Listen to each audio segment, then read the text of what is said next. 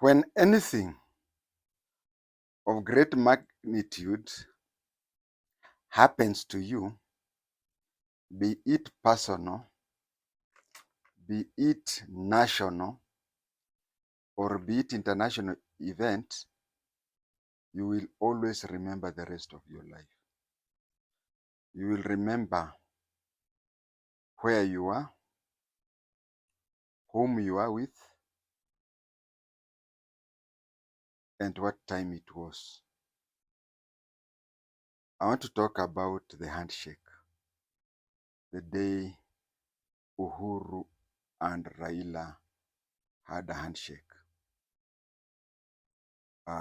Tomorrow is the anniversary. Tomorrow is the 9th anniversary, 9th of March. I remember where it was. I'll start from how I came to learn about it. Then from there, I'll tell you why I was at that place at a particular time, and finish off by talking about my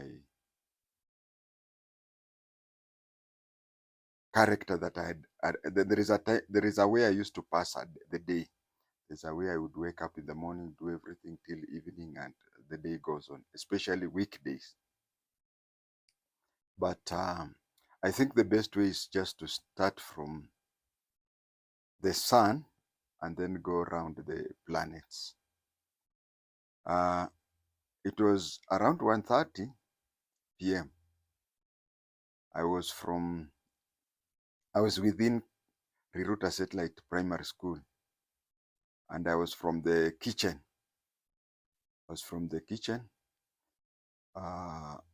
It is this school feeding program, the one that you see Nani has hijacked it, Governor Sakaja, and calls it Dishipoa. He does not want to follow and find out who are the people who started it and recognize them. It has become his tool. We don't mind it becoming his tool, but it is always good to you don't congratulate the professors who gave you PhD while forgetting the nursery school teachers. Now, it was about this school feeding program that I had even taken it personally. It was not part of my duty, but I had taken it personally to regularly go to, I'll come to that, to regularly go to the kitchen to see how they were feeding. If the program would have continued, if I would have continued for a longer time, maybe we would have even thought of building a dining hall, because school kids would just pick the food and maybe go to their classroom or anywhere else and eat it from there. We had a kitchen, and they would line up at the window of the kitchen. So passing time, I would make sure that I go just to check. So after checking, I left that place, and as I was walking out of the school, because as you'll see later, after the kitchen, unless I'd seen anything, but I would just go out of the school. If there was anything I would have seen in the kitchen or anything, that's when I would go to the head teacher's office and tell her. But on this occasion, like many other, I would just leave. As I was leaving, near the office, there is a corridor. On one side we have staff room, and the other side we have the offices. I met a teacher called Mrs. Moreithi. She was very happy. She greeted me, congratulated me, and said, I'm very good in making political and current affairs projection. She told me that I had correctly predicted that Uhuru Muigai Kenyatta and Raila Amolo Odinga would make a handshake.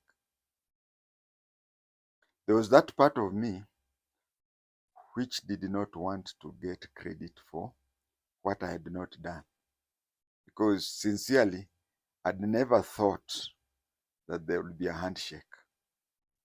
I'd never thought there would be a handshake. And if anybody would have asked me at that point in time, I would say I'm not seeing any handshake. I would say I've not seen any handshake. I would swear it will not happen. If anything would have happened, if anybody would have asked me half an hour before the handshake, I would say that checking all my stars, I would have seen that it can never happen. Impossible is the word. That is the word I would have used. But here is Mrs. Moreithi telling me that I had predicted that there would be a handshake, and there is a handshake. The intelligence officer in me, you see, the Huatenge in me, the sincere person, I wanted to tell her, no, you are mistaken. Maybe somebody else. Just think about it. I've never said that. It was a very big urge to tell her. But then on the same strength, the intelligence officer in me, the NIS officer in me, told me that actually there is a story here. And if I would have just gone straight to that, maybe I would not have picked the story. So as an intelligence officer, I wanted to gather the intelligence of what was happening. Then I forgot what she was saying, or whatever. I just asked her, can you update me because I'm from the kitchen? She told me that Raila and Uhuru have shaken hand and have come to agree to work together and forge as a way forward. And yes, so that is what happened there. I saw the way she was excited. I decided not to tell her that it was not part of me. And again, here she was pulling me to the staff room. In the school staff room, we as the board of management had bought them a TV. In fact, by the time my last born left that school, we were even planning to have Wi-Fi in that school. Let me sidestep a bit. At that time, I was pushing for Wi-Fi to be there, so that every day I just have time to hide somewhere within the school and use the free. There are those people who push for things because of their personal. So we had bought a TV for the members of staff. The members of staff were watching what was happening and the reaction, how people are reacting and whatever. There was breaking news on TV. When I entered there, everybody was, she said, come see. Now she was telling all the teachers, come and see Baba Karidhi. He's the one who predicted. Didn't I tell you that he had predicted such a handshake to be there? So every teacher was congratulating me and thanking me for seeing things that would happen in future. But as I've told you, I had no idea of such a thing to happen. I had completely no idea. But I didn't tell them. I wanted to look at the TV and maybe know whatever was happening. But then the way there was excitement twice, the excitement for what was happening throughout the country. Then there was the excitement that the supposedly person who had predicted is here. So I left that place and went to my house to watch and then check different TV stations and see how each and every TV station was breaking the news. That is how it was. Why did Mrs. Moreithi say Baba Karidhi, who is me? Why did she say that Baba Karidhi is the one who predicted so? I think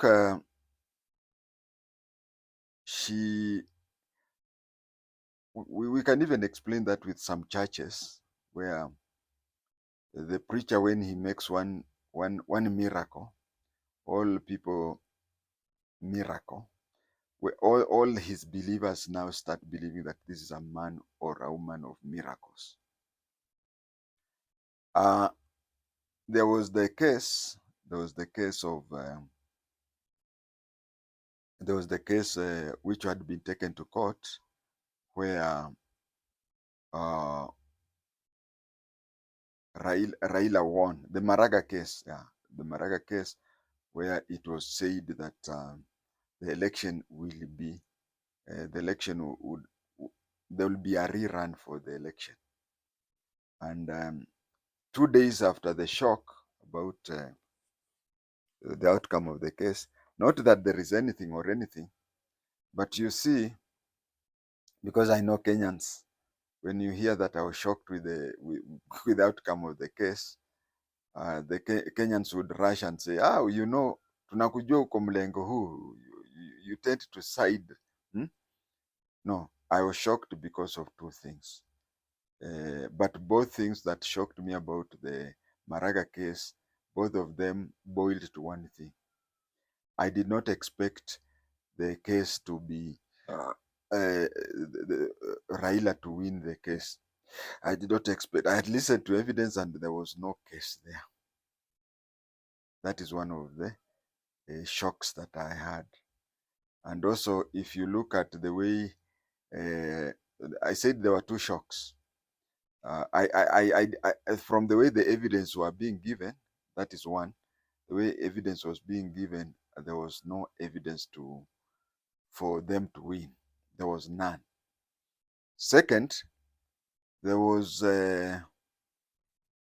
no winning when the election commission announces the president. It was almost impossible at that time to think that the judiciary would change what the electoral commission had done. Those are the two occasions. And then again, they were running. You know, by the time I reached my house, that is half an hour from the time I left the school. The stations were running how the courtroom was. The election, the TV stations were running, and you could see the way Raila reacted. He even himself did not expect. He wanted just to show that he had what do they say in religion? Ati mwendo nimeuenda na the race have run and the race have finished. Although usually it is talked about during funerals. But then he wanted to show that he had run a race and mwendo ameumaliza. He wanted to make a point, if that is what I want to say. So when the announcement came, you can see, even if you go to the YouTube, you will see his reaction was spontaneous. He was so excited. He had believed that he had lost the case, and then suddenly he sees that he has won the case. So from there was an order that, according to the constitution, a re-election had to happen, and this was different. This was different because in any other election, the first two candidates, if one does not reach 50%, the first two go for a rerun.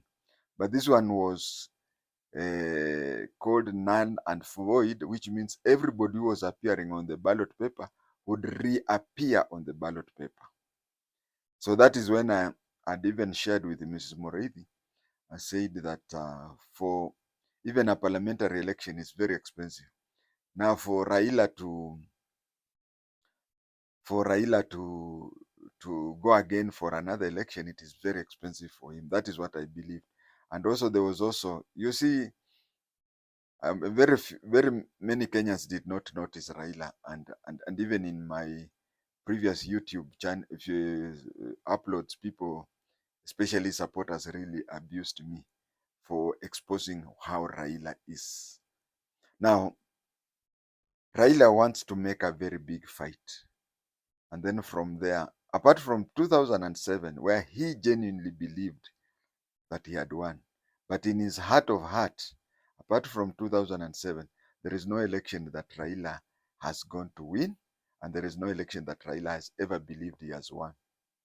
He has always wanted. Now, like if you look at the pronunciations that Raila did after the court case, he was looking for a way where there would be another nusu mkate the way it was in 2007. Because he was saying we cannot go back with the same electoral commission. And you see, for the electoral commission to be there, there has to be a parliament for there. So he was giving things which were impossible so that they come down and sit down and come up with a mongrel of a government. Yeah, a mongrel of a government. That is what he wanted. So to me, then I predicted that I'm not seeing Raila going back to the rerun. That is what I had predicted, and I'd even talked to Mrs. Moreithi. But then this issue of handshake and whatever, I never mentioned in anything or anything, because you cannot mention with what you don't even imagine. But how she came and believed I had said so, well, I don't know. So it went that way, and that is how I spent the day of the handshake. But then how was it that I was at the school at 1:30 p.m.? Of course, I finished that story where I said I was found. I just wanted to finish that so that I give you the narration of my timetable those days. My school feeding program, which Sakaja now calls Dishipoa, is a feeding program that Dishipoa is a feeding program that we started from. It was a lot of volunteering work. And I can tell you that I would even walk all the way to Hilton. We used to have meetings at Hilton Hotel and Intercontinental Hotel. So I would walk on foot all the way from Riruta to Intercontinental Hotel. But coming back after the meeting, of course, I would go and greet people at the police headquarters. You know, if you greet 3 or 4, you not only have the fare back, you also have something to go to the shopping. So I was so I really followed that issue of food program, and what I used to do is that once, let me start with the evening, Sunday evening up to Thursday evening, Sunday evening, Monday evening up to Thursday evening. I would be in the school at 5 p.m. and that is when the cooks would start preparing githeri for tomorrow lunch. I'd be there. I'd stay with them up to 8 p.m. when they would light the kitchen for food until where they would light the kitchen for food. And it was so much prepared in such a way. We are lucky hakuna siku maharagwe iliungua. By 8 it would be lit, and they would know that in the following day at 8 in the morning when they come, they will find githeri is ready now for mixing with cabbages, carrots, and waru. But the githeri itself would start be. I would leave that place when they have lit the fire. And then the following morning, when the kids are in class, that is around 8 a.m., I would not go to school. I would just, next to Riruta police station, there are two people who sell newspapers even to date. One of them is called Mose. When he would see me at 8, he would be happy because he used to wake up I think he still wakes up at 3 a.m. Wakes up at 3 a.m. to collect the newspapers. So he would be there. People who are rushing to office at 5, he would sell them newspapers. So when I come around 8, he'll leave the newspapers for me to sell for him at no price apart from just reading all the newspapers, all of them from cover to cover. I'd read the newspapers from 8 to around 1. The fellow would go to his house, sleep, come back around 1, then continue selling newspapers. At 1, I would go to school. When I would go to school, I would go to the kitchen straight. I'd go to the kitchen just to watch how the kids are feeding and whatever. Many people even thought I'm a teacher in that school. And then immediately they have completed eating around no, no, not only eating, immediately they have been served, because they'll go to eat wherever. I think if I would have stayed longer, maybe we would have looked for a way to construct a dining hall. But most of them would go back to their classrooms to feed, and then I would leave. That is when I met Madam. And as I said, the circle would start again that evening, apart from Friday evening. But Sunday evening, Monday evening, Tuesday evening, Wednesday evening, and Thursday evening, I would be back in the school around 5 for nobody had sent me, but I would just be there with the cooks, where they would prepare beans and getheri. The hard part is checking the beans, taking away the bad ones and whatever. Then looking for firewood, placing them in the fire. By 8 p.m., the fire is on. Then we would pray God that isiungue. And that is how it was on the day of the handshake.